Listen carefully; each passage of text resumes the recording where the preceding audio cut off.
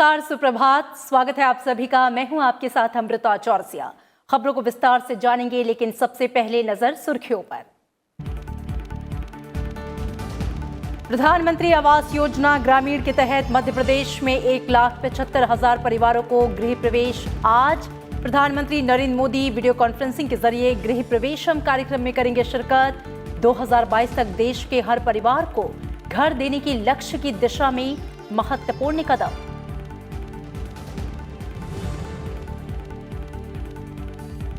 संसद के मॉनसून सत्र के लिए सरकार की प्राथमिकता सूची में 23 नए विधेयक। अध्यादेशों को प्रतिस्थापित करने वाले 11 विधेयक सर्वोच्च प्राथमिकता में शामिल। राज्यसभा और लोकसभा की कार्य मंत्रणा समिति की रविवार को होगी बैठक।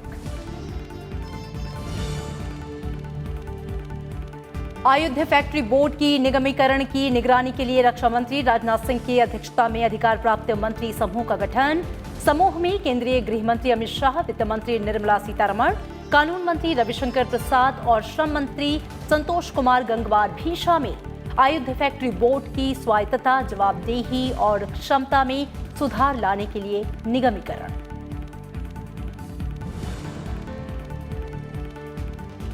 स्टार्टअप को समर्थन के लिए राज्य स्टार्टअप रैंकिंग का दूसरा संस्करण जारी। गुजरात और अंडमान निकोबार द्वीप समूह ने कारोबार करना सुगम बनाने, उत्पादकता बढ़ाने और प्रौद्योगिकी का इस्तेमाल करने की दिशा में किया श्रेष्ठ प्रदर्शन। केंद्रीय मंत्री पीयूष गोयल ने कहा, स्टार्टअप के इकोसिस्टम को मजबूत करने के लिए सरकार के कदमों को मिल रहे हैं अच्छे नतीजे।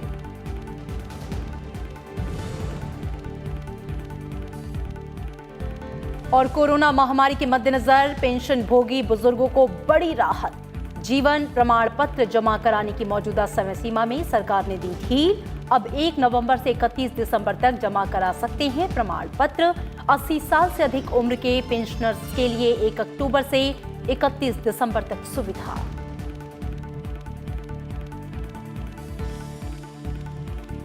प्रधानमंत्री नरेंद्र मोदी आज मध्य प्रदेश में गृह प्रवेशम कार्यक्रम में शिरकत करेंगे।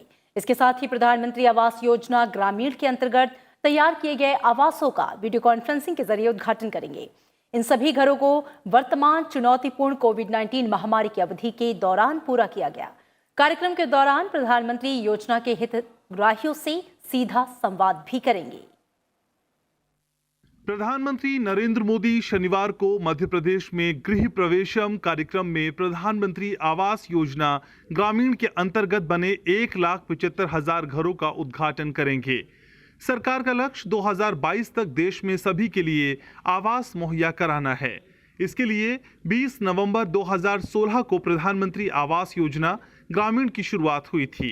अब तक इस कार्यक्रम के तहत देश भर में 1 करोड़ 14 लाख मकान पहले ही तैयार किए जा चुके हैं। मध्य प्रदेश में अब तक 17 लाख गरीब परिवारों को इस योजना का फायदा मिला है। PMAY के तहत प्रत्येक लाभार्थी को 1,20,000 रुपए का 100% अनुदान दिया जाता है। योजना के लाभार्थियों को मनरेगा के तहत 90 से 95 दिन की मजदूरी दी जाती है और स्वच्छ भारत मिशन ग्रामीण, मनरेगा या धन के किसी अन्य समर्पित स्रोत के जरिए शौचालयों के निर्माण के लिए 12,000 रुपए की सहायता राशि भी दी जाती है। योजना के तहत 2022 तक 2 करोड़ 95 लाख घर बनाने की परिकल्पना की गई है। इस योजना को केंद्र और राज्य सरकारों की अन्य योजनाओं, प्रधानमंत्री उज्ज्वला योजना के तहत LPG कनेक्शन प्रदान करने, बिजली कनेक्शन, जल जीवन मिशन के तहत सुरक्षित पेयजल तक पहुंच प्रदान करने के साथ जोड़ने का प्रावधान है। Bureau report, Rajya Sabha TV. प्रधानमंत्री नरेंद्र मोदी ने गृह प्रवेशम कार्यक्रम को लेकर ट्वीट किया है। उन्होंने लिखा कि 2022 तक देश के हर परिवार को घर देने के लक्ष्य की दिशा में ये एक और महत्वपूर्ण कदम है। प्रधानमंत्री आवास योजना ग्रामीण के तहत तैयार किए गए ये घर इस बात का सबूत है कि कोरोना महामारी भी विकास कार्यों में बाधक नहीं बन सकी है। संसद का मॉनसून सत्र 14 सितंबर से शुरू हो रहा है। वैसे तो संसद के दोनों सदनों में लंबित 42 विधेयकों में कई सरकार की प्राथमिकता वाले विधेयक हैं। स्थायी समितियां कुछ अहम विधेयकों पर अपनी रिपोर्ट भी दे चुकी हैं। इन विधेयकों में से कुछ मानसून सत्र के दौरान पारित हो सकते हैं, लेकिन मानसून सत्र में सरकार 23 उन नए विधेयकों को पारित कराना चाहती है जो मौजूदा चुनौतियों के लिहाज से बेहद अहम हैं। इसमें भी 11 अध्यादेशों को प्रस्तावित करने वाले विधेयक सरकार की सर्वोच्च प्राथमिकताओं में हैं। राज्यसभा के 252वें सत्र और 17वीं लोकसभा के चौथे सत्र के दौरान बिना किसी अवकाश के लगातार बैठकें 14 सितंबर से 1 अक्टूबर तक होंगी। 18 कामकाजी दिनों में सरकार कई अहम विधेयकों को पारित कराना चाहती है।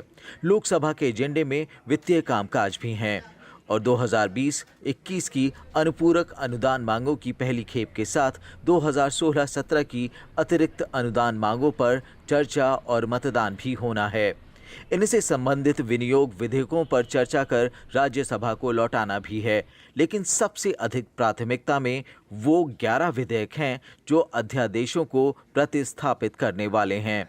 विपक्ष दोनों सदनों में इन विधेयकों के लिए परिनियत संकल्प का उपयोग करने जा रहा है। अध्यादेशों की जगह लेने वाले विधेयकों में महामारी रोग संशोधन विधेयक 2020, मंत्रियों का वेतन और भत्ते संशोधन विधेयक 2020, संसद सदस्य वेतन भत्ता और पेंशन संशोधन विधेयक 2020, किसान उपज व्यापार और वाणिज्य संवर्धन और सुविधा विधेयक 2020, मूल्य आश्वासन और कृषि सेवाओं संबंधित किसान सशक्तिकरण और संरक्षण समझौता विधेयक 2020, भारतीय केंद्रीय चिकित्सा परिषद संशोधन विधेयक 2020, केंद्रीय होम्योपैथी परिषद संशोधन विधेयक 2020, आवश्यक वस्तु संशोधन विधेयक 2020, दिवाला और शोधन अक्षमता दूसरा संशोधन विधेयक 2020, बैंकारी विनियमन संशोधन विधेयक 2020, कराधान और अन्य विधियां कतिपय प्रावधानों से छूट विधेयक 2020 शामिल हैं। उच्च सदन में मॉनसून सत्र के दौरान पेस्टिसाइड मैनेजमेंट विधेयक भी सरकार की प्राथमिकताओं में है। ये राज्यसभा में 23 मार्च को प्रस्तुत किया गया था। इस पर पहले उच्च सदन में विचार होगा, फिर लोकसभा भेजा जाएगा। राज्यसभा की प्रवर समिति ने सरोगेसी विधेयक पर पिछले सत्र के दौरान अपनी रिपोर्ट दी थी। उसकी सिफारिश पर ही सरकार सरोगेसी के साथ ही ART विधेयक भी इस बार ला रही है। इस तरह मॉनसून सत्र के दौरान अन्य विधेयकों के साथ सरकार की प्राथमिकता 1 दर्जन नए विधेयकों को लेकर भी है। मल्टी स्टेट कोऑपरेटिव सोसाइटी संशोधन विधेयक 2020, वित्तीय अनुबंधों की द्विपक्षीय नेटिंग विधेयक 2020, कारखाना विनियमन संशोधन विधेयक 2020, पेंशन निधि विनियामक और विकास प्राधिकरण संशोधन विधेयक 2020, राष्ट्रीय सहबद्ध और स्वास्थ्य देखरेख वृत्ति आयोग विधेयक 2020, सहायक प्रजनन तकनीक विनियमन विधेयक 2020, जम्मू और कश्मीर राजभाषा विधेयक 2020, दिल्ली राष्ट्रीय राजधानी राज्य क्षेत्र शासन संशोधन विधेयक 2020, विदेशी अंशदान विनियमन संशोधन विधेयक 2020, लोक प्रतिनिधित्व संशोधन विधेयक 2020, हाथ से मैला उठाने वाले कर्मियों के नियोजन का प्रतिषेध और पुनर्वास संशोधन विधेयक 2020, किशोर न्याय बालकों की देखरेख और संरक्षण संशोधन विधेयक 2020 शामिल हैं। पिछले 3 सत्रों के दौरान दोनों सदनों में विधायी कामकाज शानदार रहा।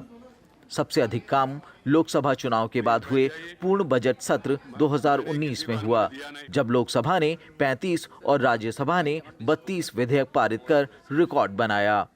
इनमें से कई ऐसे थे जो लंबे समय से संसद की मंजूरी की राह देख रहे थे। उच्च सदन ने कुल कामकाज का बड़ा हिस्सा विधायी कामों में लगाया। सरकार इस बार भी यही गति बनाए रखना चाहती है। अरविंद कुमार सिंह, राज्यसभा टीवी, दिल्ली। और इस बीच राज्यसभा और लोकसभा की कार्य मंत्रणा समिति की रविवार को बैठक होगी। लोकसभा की कार्य मंत्रणा समिति की बैठक रविवार 13 सितंबर को संसदीय सौंध में 11 बजे बुलाई गई है। इसमें मानसून सत्र के अहम मुद्दों और अन्य विषयों को तय किया जाएगा। समिति सरकारी विधायी कामों और अन्य विषयों पर चर्चा के लिए समय आवंटित करने का काम करती है। साथ ही समिति स्वप्रेरणा से सरकार को किसी विषय विशेष को लाने का अनुरोध कर सकती है। संसद की कार्मिक लोक शिकायत विधि और न्याय संबंधी समिति ने लोकसभा से लेकर स्थानीय निकायों के चुनावों के लिए साझा मतदान सूची बनाने की सिफारिश की है। आधार कार्डों में वोटर आईडी को लिंक किया जाए, जिससे चुनाव प्रक्रिया में अधिक पारदर्शिता हो और कम वित्तीय भार पड़े। भूपेंद्र यादव की अध्यक्षता वाली समिति ने विधि और न्याय मंत्रालय की अनुदान मांगों पर एटीआर में ये सिफारिश की। समिति ने अपनी 105वीं रिपोर्ट में 2020-21 की अनुदान मांगों पर सरकार के 60% जवाबों को स्वीकार किया। सरकार के कदमों की सराहना करते हुए समिति ने सिफारिश की है कि हाई कोर्ट्स, अधीनस्थ अदालतों और टैक्स अपील ट्रिब्यूनलों में जजों की रिक्तियों को भरा जाए ताकि लंबित मामलों में कमी आए।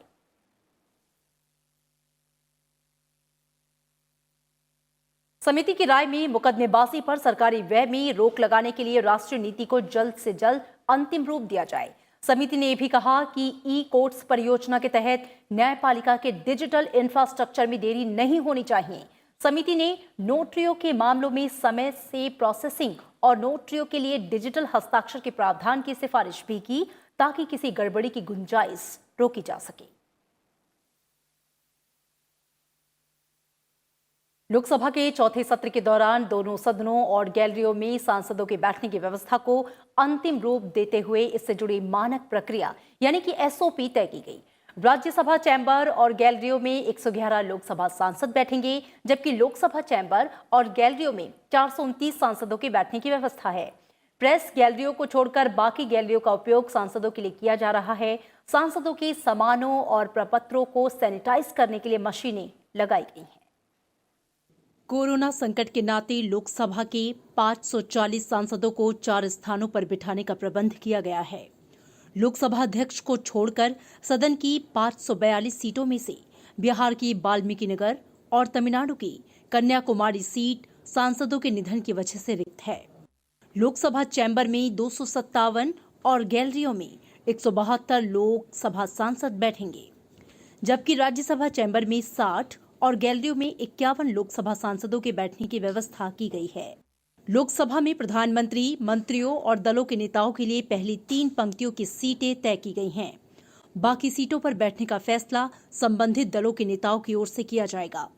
निर्दलीय और गठबंधन से अलग सांसदों के लिए सीटों की व्यवस्था अलग से है। गठबंधनों या दलों के लिए उनकी संख्या के हिसाब से बैठने का प्रबंध किया गया है। सांसदों की सुविधा के लिए सीटों पर उनके लिए स्टिकर संख्या भी रहेगा। सांसदों से कहा गया है कि वो अपनी तय सीट पर ही बैठें। लोकसभा की गैलरियों को छोड़कर बाकी तीनों जगह पर माइक्रोफोन की व्यवस्था है।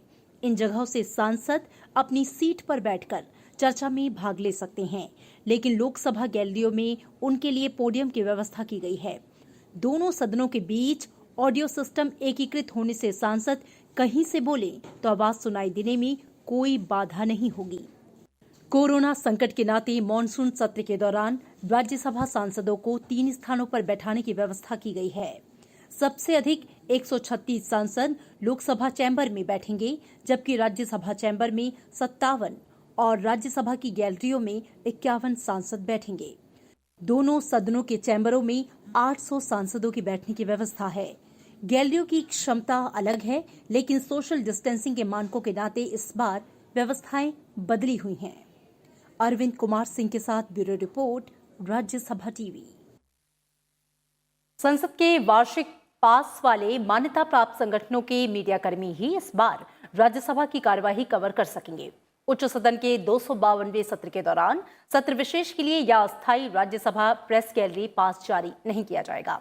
कोरोना संकट को देखते हुए सामाजिक दूरी के मानदंडों के अनुसार सिर्फ 15 मीडिया कर्मियों को राज्यसभा प्रेस गैलरी के अंदर और 24 मीडिया कर्मियों को लोकसभा प्रेस गैलरी के अंदर बैठने की अनुमति दी जाएगी। राज्यसभा और लोकसभा दोनों प्रेस दीर्घाओं में मीडिया कर्मियों के लिए 39 सीटें उपलब्ध होंगी। सरकारी मीडिया और समाचार एजेंसियों के लिए राज्यसभा की प्रेस गैलरी में 9 सीटें आरक्षित की गई हैं, जबकि दोनों सदनों की बाकी 30 सीटों के लिए ड्रॉ के जरिए चयन किया गया है। राज्यसभा की कार्यवाही दिन भर के लिए स्थगित होने के बाद राज्यसभा की कार्यवाही को कवर करने वाले मीडिया कर्मियों को संसद भवन परिसर को दोपहर 2 बजे से पहले छोड़ने का अनुरोध किया गया है।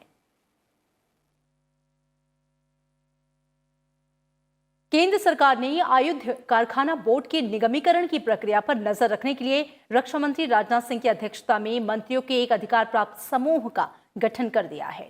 रक्षा मंत्रालय की ओर से जारी बयान में यह कहा गया है कि आत्मनिर्भर भारत के पहल के तहत सरकार ने बीते 16 मई को ही आयुध बोर्ड की स्वायत्तता, जवाबदेही और क्षमता में सुधार लाने के लिए निगमीकरण का ऐलान किया था। इसी मंत्री समूह में गृह मंत्री अमित शाह, वित्त मंत्री निर्मला सीतारमण, कानून मंत्री रविशंकर प्रसाद, श्रम मंत्री संतोष कुमार गंगवार और केंद्रीय कार्मिक लोक शिकायत के साथ ही पेंशन राज्य मंत्री जितेंद्र सिंह भी हैं। ये समूह कर्मचारियों के विभिन्न श्रेणियों से संबंधित मामलों और मौजूदा कर्मचारियों के वेतन और पेंशन की सुरक्षा से संबंधित मामले हैं।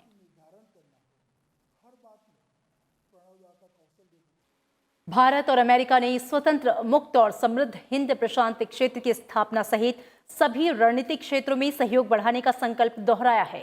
ये संकल्प शुक्रवार को आयोजित दोनों देशों के बीच वीडियो कॉन्फ्रेंसिंग के माध्यम से आयोजित रक्षा और विदेश विभाग की अधिकारी स्तरीय 2+2 बैठक में लिया गया। बैठक में दोनों पक्षों ने 18 दिसंबर 2018 को वॉशिंगटन में 2+2 मंत्री स्तरीय सम्मेलन के बाद रक्षा, सुरक्षा और विदेश नीति के क्षेत्रों में द्विपक्षीय संबंधों में हुई प्रगति की समीक्षा की।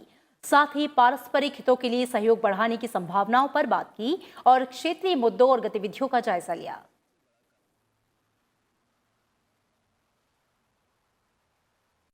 चीन की peoples liberation army Arunachal Pradesh के उन 5 युवकों को आज भारत को सौंप देगी जो कि इस महीने की शुरुआत में लापता हो गए थे। केंद्रीय मंत्री किरेन रिजिजू और रक्षा मंत्रालय ने ट्वीट करके ये जानकारी दी है। 4 सितंबर को अपर सुबनसिरी जिले में भारत चीन सीमा से लापता हुए 5 युवक उन्हें सीमा पार मिले। केंद्रीय मंत्री किरेन रिजिजू ने शुक्रवार को ट्वीट किया, चीन की पीएलए ने भारतीय सेना से इस बात की पुष्टि की है कि वो अरुणाचल प्रदेश के युवकों को हमें सौंप दे। और इसी के साथ यहां पर रुकेंगे एक छोटे से ब्रेक के लिए। आप देखते रहिए राज्यसभा टीवी।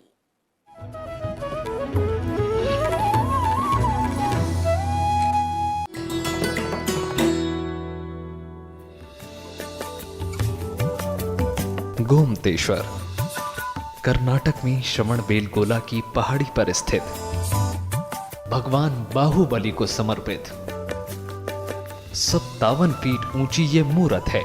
कर्नाटक शिल्प कला का शाहकार। भारत के 7 अजूबों में होता है इसका शुमार। इतनी बुलंद कि 30 किलोमीटर दूर से भी आप कर सकते हैं इसका दीदार। हर 12 साल में होता है बाहुबली का महामस्तकाभिषेक। भक्त करते हैं दूध, केसर और सोने के सिक्कों से इनका श्रृंगार।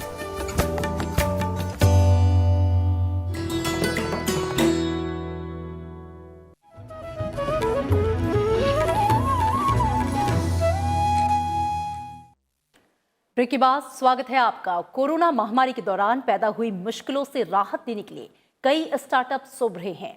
वाणिज्य और उद्योग मंत्री पीयूष गोयल ने स्टार्टअप से जुड़ी राज्यों की रैंकिंग जारी करते हुए ये बात कही। इस बार केंद्र शासित प्रदेशों और पूर्वोत्तर राज्यों में अंडमान निकोबार और बाकी राज्यों में गुजरात बेस्ट परफॉर्मर रहे हैं। स्टार्टअप्स को सहायता देने और उन्हें फलने फूलने के लिए बेहतरीन माहौल देने में अंडमान निकोबार और गुजरात बेस्ट परफॉर्मर्स रहे हैं। वाणिज्य और उद्योग मंत्रालय की ओर से जारी स्टेट्स स्टार्टअप रैंकिंग 2019 के मुताबिक कर्नाटक और केरल टॉप परफॉर्मर्स रहे हैं और रैंकिंग में लीडर्स हैं महाराष्ट्र, बिहार, ओडिशा, राजस्थान और चंडीगढ़। इसके अलावा पंजाब, तेलंगाना, नागालैंड, उत्तराखंड, झारखंड और हरियाणा को एस्पायरिंग लीडर्स के तौर पर जगह मिली है। साथ ही इमर्जिंग स्टार्टअप इकोसिस्टम के लिए छत्तीसगढ़, उत्तर प्रदेश, तमिलनाडु, सिक्किम, नागालैंड, मिजोरम, मध्य प्रदेश और असम को चुना गया है। इस मौके पर केंद्रीय वाणिज्य मंत्री पीयूष गोयल ने कहा कि जैविक खेती, सोलर, इलेक्ट्रिक वाहनों से जुड़े स्टार्टअप्स के लिए कई संभावनाएं हैं। Support provided for entrepreneurship in critical sectors, promoting electric vehicles in the country, drones, data analytics, all of these are ideas of the future, are ideas which our startups are deeply engaged in. शहरी विकास मंत्री हरदीप सिंह पुरी ने कहा कि इस ranking से राज्यों को और बेहतर करने की प्रेरणा मिलती है। The result of the second edition of the ranking exercise have been very promising, not only because of the active participation from various states and urban union territories, but also by states actively identifying areas of improvement from the first edition and working on them to achieve greater heights. राज्यों में startups के लिए कितना अनुकूल परिवेश है, इसको लेकर देश के सभी राज्यों और संघ शासित प्रदेशों की रैंकिंग वाणिज्य मंत्रालय जारी करता है। भारत आज विश्व का तीसरा सबसे बड़ा स्टार्टअप इकोसिस्टम है। नवविक्रम सिंह, राज्यसभा टीवी। उपराष्ट्रपति एम वेंकैया नायडू ने स्टार्टअप उद्यमों के लिए अनुकूल परिवेश उपलब्ध कराने में गुजरात और अंडमान निकोबार द्वीप समूह को राज्यों और केंद्र शासित प्रदेशों की तालिका में पहला स्थान हासिल करने पर बधाई दी है। उन्होंने ट्वीट किया कि इस दिशा में कर्नाटक और केरल की उपलब्धियां भी अच्छी हैं। केंद्रीय आवास और शहरी कार्य मंत्री हरदीप सिंह पुरी ने शुक्रवार को जलवायु स्मार्ट शहर आकलन ढांचा और स्ट्रीट्स फॉर पीपल्स चैलेंज अभियान का शुभारंभ किया। CSCAF का उद्देश्य शहरों को निवेश समेत अपनी योजनाओं को क्रियान्वित करने का दौरान सामने आने वाली जलवायु चुनौतियों से निपटने के लिए स्पष्ट खाका उपलब्ध कराना है। ये चैलेंज देश भर के शहरों को एक समान गलियों के निर्माण में मदद करेगा, जो विभिन्न पक्षकारों और नागरिकों से परामर्श पर आधारित होंगी।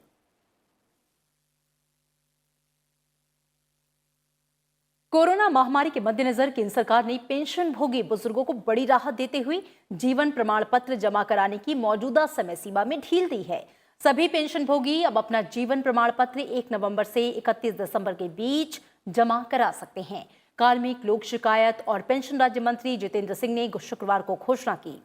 उन्होंने कहा कि इससे पहले पेंशन जारी रखने के लिए जीवन प्रमाण पत्र सिर्फ नवंबर माह में जमा कराया जा सकता था। उन्होंने कहा कि 80 साल से अधिक आयु के पेंशन भोगी 1 अक्टूबर से 31 दिसंबर 2020 तक जीवन प्रमाण पत्र जमा करा सकेंगे। जितेंद्र सिंह ने कहा कि कोरोना महामारी और बुजुर्गों को इससे खतरे को देखते हुए ये कदम उठाया गया है। और देश भर में कोविड-19 मरीजों की ठीक होने की जो संख्या है वो लगातार बढ़ रही है। शुक्रवार को जारी आंकड़ों के मुताबिक पिछले एक दिन में करीब 70,880 रोगी ठीक हुए। महाराष्ट्र में एक दिन में 14,000 से अधिक रोगी ठीक हुए, जबकि आंध्र प्रदेश में एक दिन में 10,000 से अधिक रोगी स्वस्थ हुए। इससे ठीक हुए रोगियों की जो संख्या है वो 36 लाख से ज्यादा हो गई। साथ ही रिकवरी दर जो है वो 77.65% पर पहुंच गया है। 60% ठीक हुए नए रोगी 5 राज्यों महाराष्ट्र, तमिलनाडु, आंध्र प्रदेश, कर्नाटक और उत्तर प्रदेश से हैं। पिछले एक दिन में 96,551 नए मामले सामने आए। देश में सक्रिय मामलों की कुल संख्या 9,43,480 हो गई है। केंद्रीय स्वास्थ्य सचिव ने शुक्रवार को वीडियो कॉन्फ्रेंसिंग के जरिए 8 पूर्वोत्तर राज्यों में कोविड-19 के लिए किए गए प्रबंधन रणनीतियों और उठाए गए कदमों की समीक्षा की। पूर्वोत्तर राज्यों में कुल मिलाकर देश के कुल सक्रिय मामलों के 5% से कम मामले हैं। केंद्रीय स्वास्थ्य सचिव ने अस्पतालों में रोकथाम उपायों के निरंतर लागू करने की, जांच में वृद्धि करने और सक्रिय मामलों वाले रोगियों के लिए प्रभावी प्रबंधन की आवश्यकता पर जोर दिया। भारतीय औषधि महानियंत्रक ने सीरम इंस्टीट्यूट ऑफ इंडिया से ये कहा है कि वो दवा कंपनी एस्ट्राजेनेका द्वारा दूसरे देशों में ऑक्सफोर्ड कोविड-19 टीके का परीक्षण रोके जाने के मद्देनजर के दूसरे और तीसरे चरण के क्लिनिकल परीक्षण के लिए नए उम्मीदवारों की भर्ती को अगले आदेश तक रोक दें। शुक्रवार को जारी एक आदेश में सीरम इंस्टीट्यूट ने यह भी कहा कि परीक्षण के दौरान अभी तक टीका लगवा चुके लोगों की सुरक्षा निगरानी बढ़ाई जाए।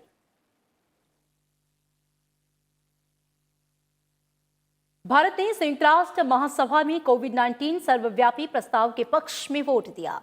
प्रस्ताव में महामारी को वैश्विक चुनौतियों में से एक के रूप में मान्यता दी गई है। इसमें एकता, एकजुटता और बहुपक्षीय सहयोग पर आधारित वैश्विक प्रतिक्रिया पर जोर दिया गया है।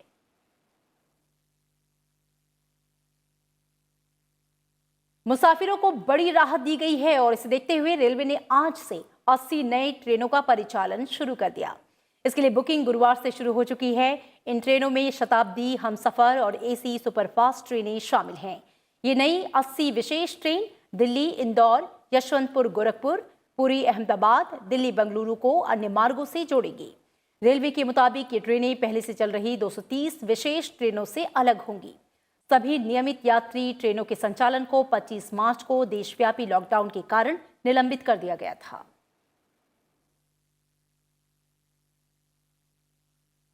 और दिल्ली में आज से सभी लाइनों पर मेट्रो का परिचालन शुरू हो गया है। हालांकि मेट्रो ने ये अपील की है कि लोग पीक आवर्स में यात्रा से बचें और अगर संभव हो तो वर्क फ्रॉम होम जारी रखें। लॉकडाउन लागू होने के बाद से दिल्ली में मेट्रो सेवा भी बंद कर दी गई थी। करीब 5 महीने के लंबे वक्त के बाद 7 सितंबर में मेट्रो सेवाएं फिर से बहाल की गईं।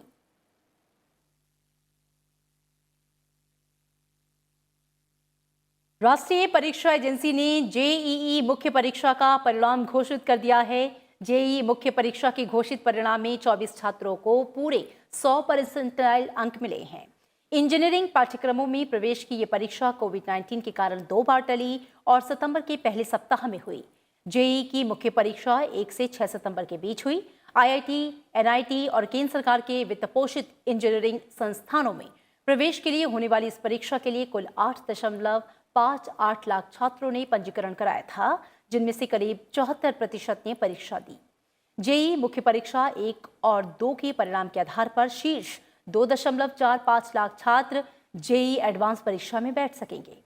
जेईई एडवांस की परीक्षा 27 सितंबर को होनी है और इसमें पास होने वाले छात्रों को आईआईटी में प्रवेश मिलेगा।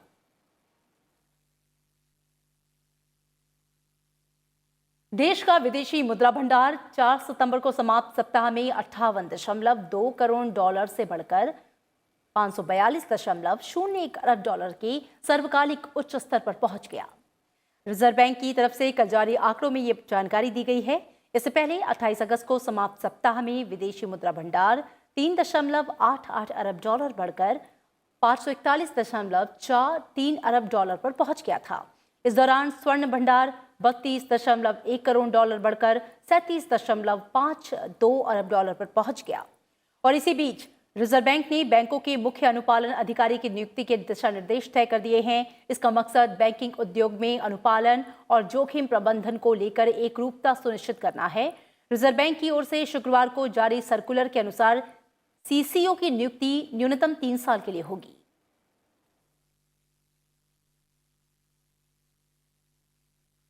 निर्वाचन आयोग ने नामांकन पत्रों में उम्मीदवारों के आपराधिक विवरण प्रकाशित करने को लेकर संशोधित दिशा निर्देश जारी किए हैं। इन दिशा निर्देशों के अनुसार नामांकन पत्र में उम्मीदवारों के साथ साथ उनके राजनीतिक दलों और उम्मीदवार के अतीत का आपराधिक विवरण समाचार पत्रों में प्रकाशित और टेलीविजन पर प्रसारित करना होगा। पहली बार ऐसा प्रचार प्रसार नाम वापस लेने की अंतिम तिथि के 4 दिन के अंदर कराना होगा। दूसरी बार प्रचार प्रसार नाम वापस लेने की अंतिम तिथि के 5वें से 8वें दिन के अंदर कराना होगा। तीसरी बार ये प्रक्रिया चुनाव प्रचार समाप्त होने के अंतिम दिन से पहले 9 दिन के अंदर करनी होगी। आयोग का कहना है कि इस समय सीमा का पालन करने से मतदाताओं को ज्यादा सोच समझकर अपनी पसंद के उम्मीदवार को वोट देने में मदद मिलेगी।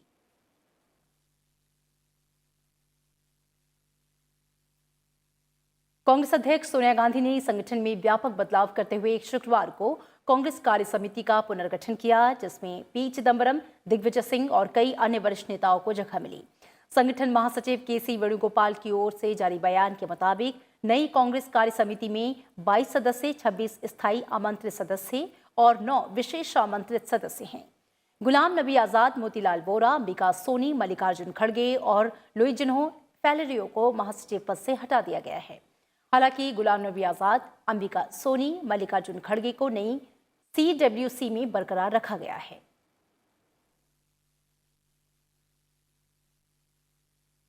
संयुक्त अरब अमीरात के बाद अब बहरीन इजराइल के साथ शांति समझौता करने वाला दूसरा अरब देश बन गया।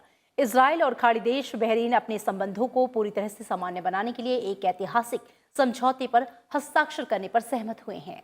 अमेरिकी राष्ट्रपति डोनाल्ड ट्रंप ने इसकी घोषणा की है। राष्ट्रपति ट्रंप ने ट्वीट किया है कि 30 दिनों के अंदर इजराइल के साथ शांति समझौता करने वाला दूसरा अरब देश। इजराइल और फिलिस्तीन संघर्ष को हल करने के मकसद से जनवरी में अपनी मध्य पूर्व शांति योजना पेश करने वाले राष्ट्रपति ट्रंप ने दोनों समझौता कराने की मदद की है।